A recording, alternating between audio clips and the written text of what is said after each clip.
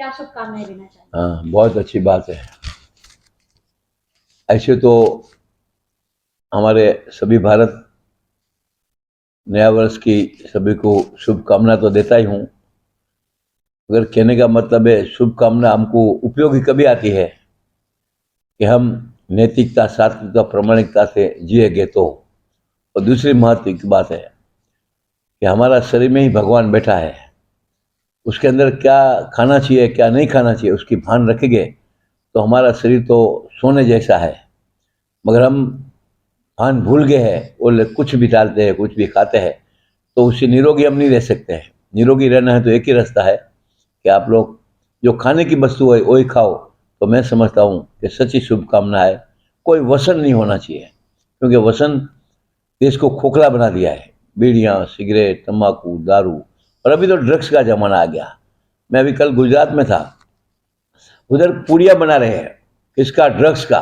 और वो पूड़ियाँ फोकट बांटने वाले हैं, और वो फोकट बांटेंगे और एक दफा स्वाद ले लिया तो हमारा बच्चा है, बच्ची है, वो कायम के लिए उसके ताबे हो जाएंगे। फिर चोरियां करके, लूट करके, घर की चीज बेच के, मोबाइल बेच के भी वो लेने भी कोई चारा नहीं है। ऐसा परिस्थिति आ रही है। उसके लिए सबको आंख खोलने की जरूरत है। माँ बाप को भी आंख खोलने की जरूरत है, विद्यार्थियों को भी आंख खोलने की जरूरत है, युवाओं को भी आंख खोलने की जरूरत है, और साथ साथ में हमारी बच्चियों को भी आंख खोलने की जरूरत है। और नहीं खोलेंगे तो पछताएंगे। तो नया वर्ष में बड़ी शुभकामना ये है, कोई व्यसन नहीं होना चाहिए। और मैं तो इतना भी कहता हूँ कि बाहर का खाना भी नहीं चाहिए। जितना घर में भले चपाती है, मैं कभी कभी चपाती और दूध गिलास ले लेता हूँ, पी लेता हूँ। तो कहने का मतलब अपना शरीर को निरोगी जब तक नहीं रखेंगे तो तब तुम अब्जो रुपया कमाओ, कोई कीमत नहीं है। तो इसका बहुत महत्व है।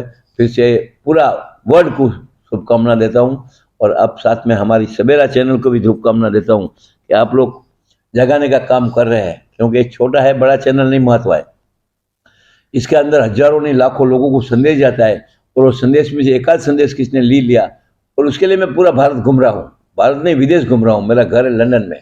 तो कहने का मतलब उस घूमने का मतलब ये है कि कोई सिगरेट पीता तो मैं समझाता हूँ कि भाई तुम पढ़ेला आदमी है, ये तुम सिगरेट पीते अच्छी बात नहीं है, क्योंकि तुम्हारे वजह से तुम्हारे परिवार को तकलीफ होगा। उसके लिए मैं घर मंदिर जैसा बनाओ, और घर की स्त्री लक्ष्मी है उसको हंसते रखो। माँ बाप भगवान से बड़े है जब हमारा जन्म हुआ है। और मंदिर से मैं समझता हूँ घर बड़ा मंदिर है। मेरा तो लाखों मंदिर, हजारों मंदिर है, 80,000 पूरा भारत के अंदर, विदेश में भी है। पर कहने का मतलब घर मंदिर से बड़ा घर है, क्योंकि मंदिर में हम गए तो हमको भूख लगा तो कोई खाने को देते नहीं है, मगर किसी के भी घर में गया तो हमारी बच्चियाँ फटाफट खाना पका के देती है और हमको खिलाती है। तो कहने का मतलब मंदिर से बड़ा घर है। उसके लिए बच्चियों को खाली हंसते रखो, कुछ नहीं मांगती हो। वो कभी नहीं बोलेगी कि हमारा पति का पगार 25,000 है और हमको लेके आओ 5 तोला सोना, तो वो मांगेगी नहीं, क्योंकि वो समझदार है। और वो समझदार के वजह से आज मातृदेवो भव हम बोलते हैं, पितृदेवो भव है, आचार्य अत्यदेव।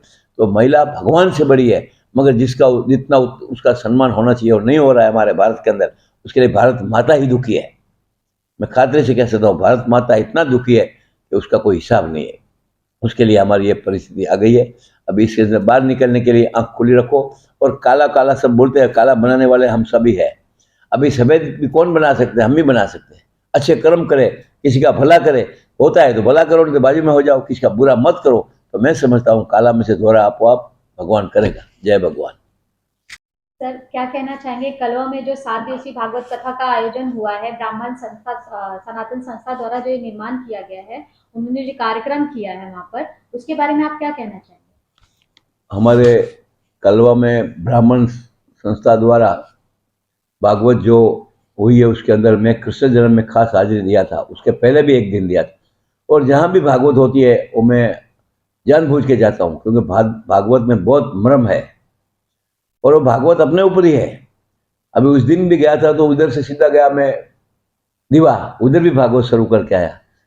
अभी आज भी मैं जा रहा हूँ अयोध्या में, उधर भी भागवत शुरू है, और 2 दिन के बाद 2 दिन मैं उधर रहूँगा। तो भागवत में जो मर्म मिल रहा है, वो मर्म जब हम घर में ले जावे तो मैं समझता हूँ अपने घर में कभी दुख नहीं आएगा। मैं खातरे से कह सकता हूँ, भागवत में जो पात्र है सब हमारे ऊपर है। राम भी हमारे ऊपर है, सीता भी हमारे ऊपर है, साथ साथ में मंथरा भी हमारे ऊपर है, साथ में रावण भी हमारे ऊपर है। रावण मैंने कोई नहीं है, रावण की जैसी वर्ती। हमारी बच्ची को हम उल्टी दिशा में देखेगा तो रावण है। और रावण को तो मालूम था कि मैं कुछ, अभी कोई महिला से अभद्र व्यवहार किया तो मैं जल जाऊंगा, क्योंकि उसने पहला एक दफा गलती की थी। उसके लिए उसको ध्यान में ही था, तो वो सीता को लेके गया, तो कोई उसका दुरुपयोग करने के लिए नहीं लग गया था, मगर उसका खुद का तो राम के हस्ते उद्धार होने वाला था, मोक्ष मिलने वाला था, मगर पूरा परिवार को मोक्ष मिलाने के लिए वो सीता को लेके गया था। सीता का लेके जाने का उसका कोई उद्देश्य नहीं था, तो उसका कोई मतलब नहीं था, मगर कहने का मतलब कि पूरा परिवार का उसका उद्धार करने का था। ये ब्रह्म समाज ने बहुत अच्छे हजारों लोगों की संख्या रोज लाभ ले रही है, और ये भागवत में से मर्म लो, मगर खाली भागवत सुन के कुछ फायदा नहीं। भागवत तो हजारों वर्ष से चल रही है, और कुछ नहीं कुछ नया नया मिलता है, जो भी तुम सुनो नया, जो कुछ नया, ऐसा नहीं लगता कि वही भागवत हम सुन रहे हैं। उसके अंदर जो भी मिलता है वो हमारे घर में ले जावे, तो मैं समझता हूँ अपने घर में दुख नहीं आवे। पहले अजामिल अलग था, अभी का अजामिल बहुत अलग है। वो अजामिल कितना खतरनाक था, और मगर उसको भान आ गया और वो साधु बन गया। मगर आज के अजामिल, आज के रावण इतने बुरे हैं कि अभी देखो विरार के अंदर एक बच्ची है 16 वर्ष की, चले जा रही थी, उसको उठा के गए और उसके साथ 8 लोगों ने दुष्कर्म किया। इससे बड़ा वो रावण नहीं कर सकता, मैं खातरे से कह सकता हूँ, क्योंकि वो रावण तो अभ्यासु था और वो तो समझदार था। मगर आज के रावण बहुत खतरनाक है, भगवान उनको सद्बुद्धि दे। मैं तो एक क्या कहता हूँ कि तुम्हारी बहन है कि घर में, तुम्हारी माँ नहीं है, तुम्हारी बेटी नहीं है, तो ये भी अपनी बेटी थी ना, तो क्यों ऐसा अत्याचार करते हैं तुम लोग। ये तो मैं समझता हूँ नरक में उनको जगह मिलने वाली, नरक से भी बुरे हाल होने वाले हैं।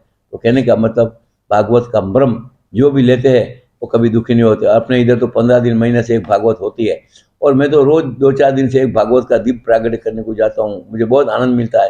क्यों आनंद मिलता है कि भागवत का मर्म अपने भारतवासियों को नहीं, विदेशवासियों को, उसके लिए हम भागवत खुद पुस्तक देता हूँ कि आप लोग लेके जाओ। ये भागवत ऐसे रखा है मैंने तैयार, सबको देता हूँ, मगर अभी गुजराती में है, बाकी हिंदी में भी आती है, मराठी में भी आती है, आप लोग भी लेके जाओ। और घर में भागवत 2 पाना पड़ गए तो उधर राक्षस निकलेगा बाजू में से, अंदर नहीं आएगा, मैं खाते से कह सकता हूँ। इतनी ताकत है ग्रंथ के अंदर है, तो ग्रंथ के अंदर इतनी ताकत है, तो उसका अमल हम करेंगे तो कितनी ताकत हमको मिलेगा, इसका ध्यान रखने की जरूरत है।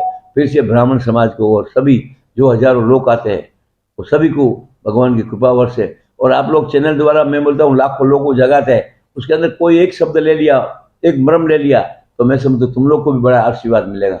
जय भगवान, जय भगवान, जय भगवान। और सर, जिस तरह से आप भी भागवत कथा कराते रहते हैं, और जिस तरह से अभी सनातन संस्कृति में जिस तरह से प्रचार चल रहा है, और जिस तरह से भागवत की कथा जिस चल रही है, और इस चीज को लेकर कहीं ना कहीं अपने हिंदू धर्म गुरुओं पर भी जिस तरह जान से मारने की धमकी आ रही है, उसके लिए बात ऐसी है, वो ये धमकियां सब पोकल होती है।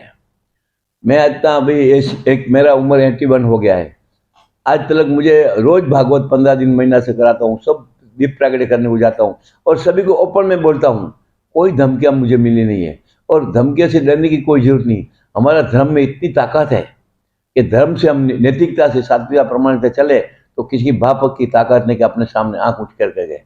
एक बच्ची 25 वर्ष की चले जा रही है, मगर बच्ची का ध्यान जब बराबर है और बच्ची सात्विकता, नैतिकता, प्रमाणिकता है, तो 4 लोग सामने आए तो एक झापट के अंदर उड़ा सकती है, इतनी ताकत हमारी बच्चियां में है। जब भी आज हमारा देश सुखी है, मैं तो समझता हूँ मातृदेवों के लिए ही हमारा देश सुखी है। उसके लिए धमके बमके से कोई डरने की जरूरत नहीं। डरने का है तो एक भगवान से डरो, और भगवान हमारा 24 घंटा देख रहा है। हम तो कुछ भी नाटक करेंगे, मगर भगवान के नाटक में से कोई छूटने वाला नहीं, छोटा भी नहीं, बड़ा भी नहीं, धमकी देने वाला नहीं, और धमकी खा के गम बैठने वाला भी नहीं। मगर उसको, मेरे को भी कुछ काम नहीं करता, मैं क्या बोल, क्या करने का, अच्छा काम करते तो तकलीफ देते लोग, देने दो ना तकलीफ, क्योंकि वो तो मंत्रा है, मंत्रा तो तकलीफ देने वाली है। मगर तुम क्यों छोड़ देते अच्छा काम, तुम चलते तो हाथी चले जाता है बाजू में, कितने डबले बजे, उसका क्या फर्क परवाह करने का। तो भागवत तो बहुत ताकत देती है, रामायण भी, रामायण में क्या क्या एक एक बात है जो हमारे घर में रखे। मगर अभी क्या होता है, रामायण हमारे घर में होती है, भागवत होती है, गीता होती है, उसका पठन नहीं होता है, खाली रख देते हैं। तो रखने से कोई फायदा नहीं है, रखने से ठीक है कि अपने घर में राक्षस नहीं आवे, उतना ही, बाकी उसका पठन होना चाहिए। भले 2 घंटा, आधा घंटा, 5 घंटा, हम रोज भागवत पढ़ता हूँ, क्योंकि भागवत में इतनी शक्ति है। माँ बाप भगवान से बड़े है, उसके लिए हम क्यों बोलते हैं कि भगवान खुद बोलते हैं कि आप लोग माँ बाप को मान दो। जब तक माँ बाप को मान नहीं देंगे और हम बोलेगा 4 यात्रा करके आए, क्या काम का, माँ तो चाह मांगते, चाह भी देते नहीं हम। तो भागवत सिखाती है, भागवत कैसा मरना, भागवत कैसा जीना। और भागवत तो जिंदे को भी मोक्ष देती है, तो मरेला को मोक्ष देने का सवाल किधर आता है। जिंदे को भी तुम लोग भागवत सुनो तो तुमको मोक्ष मिल जाता है, तो मरेले को तो मोक्ष देने के लिए तो हमें भागवत है। तो भागवत के अंदर ये लिखा है कि आपको मोक्ष लेना है तो आप लोग भागवत सुनो और मर्म समझो, मात्र सुनो नहीं, मर्म समझो और पालन करो, तो तुम्हारे घर में कभी दुख नहीं आ सकता। मैं खातिर से कह सकता आज हूँ। के युवा जो नशा मुक्ति की तरफ बढ़ते जा रहे हैं, उसके बारे में आप क्या कहेंगे? इससे बड़ा तो कोई दुख ही नहीं है। आपने बहुत अच्छा प्रश्न पूछा हूँ, और मैं गांव-गांव जाके वर्षों से 50 वर्ष से धंधा कर रहा हूँ कि भाई बीड़ियाँ, सिगरेट, तंबाकू, दारू से तुम्हारा तुम्हारा तो खत्म हो जाएगा, मगर तुम्हारा परिवार खत्म हो जाएगा। और मैं तो बताया ना अभी कि अभी ये नया वर्ष की शुभकामना के लिए शुभकामना तो दिया हूँ मैं, मगर नया वर्ष हमारे लिए इतना खतरनाक है, उसका कोई हिसाब नहीं है, आंख नहीं खोलेंगे तो। क्यों? आज ड्रग्स का जमाना आ गया। बीच में 70,000 करोड़ का ड्रग्स हमारे गुजरात के अंदर पकड़ा गया, और रोज अभी 35 दिन में इलेक्शन था गुजरात के अंदर, 530 करोड़ ऑफिशियल पकड़ा गया। अभी 530 तो पकड़ा गया, कितना छूट गया होगा वो कौन जानता है। और अभी मैं बताया ना, मैं गुजरात में अभी था कल, तो उधर पूड़ियाँ बना रहे हैं, फोकट देंगे आप लोगों को, युवाओं को फोकट देंगे। और क्या करेंगे, एक जरा तुम खाली अरारोट का पाउडर जैसा लिया तो जिंदगी भर ताबे होने वाला है। अभी जो हमारे हाईवे रोड है उधर जो खाट डाल के होटल पड़ी है, उसमें लॉरियाँ वाले खड़े रहते हैं और वो खुद ऐसा करते हैं, तो हमारा देश कहाँ जाएगा? ये सब पाकिस्तान से आ रहा है। पाकिस्तान खुद खोखला हो गया है, वो हमको खोखला कराना चाहता है। और सच्ची बोलेगे तो ऐसे ड्रग्स के पीछे हम नहीं ध्यान दिया तो अपन खोखले हो जाएंगे, उसमें दो मत नहीं है। तो फिर से सबको सद्बुद्धि मिले। और कैंसर में आज 9 करोड़ लोगों को कैंसर है, काय के लिए? बीड़ी, सिगरेट, तंबाकू।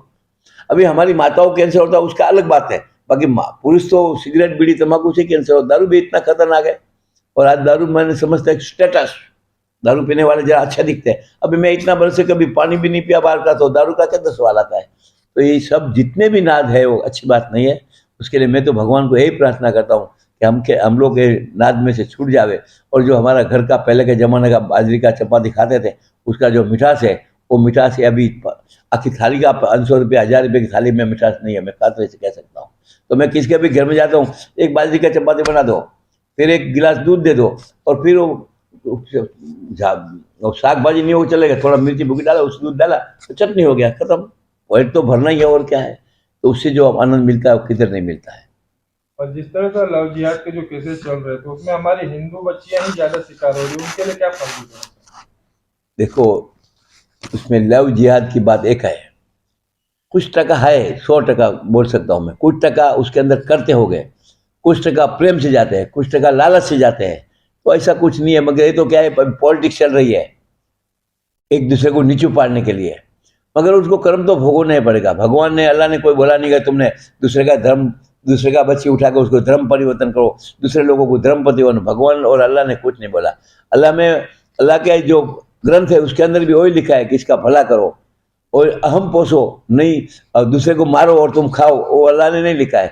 अभी हमारे एकवीरा देवी है, आप लोग लोनावाला जाते देखो, 25-30 वर्ष के पहले मैं मनोहर जोशी के साथ गया था, मुख्यमंत्री जा रहे, उधर रोज बोकरे मारते थे, रोज 8-10 बोकरे मारते थे, और मैंने उस दिन से 25 वर्ष से बंद करवा दिया। देखो, एक भी बोकरा कोई नहीं मारता है।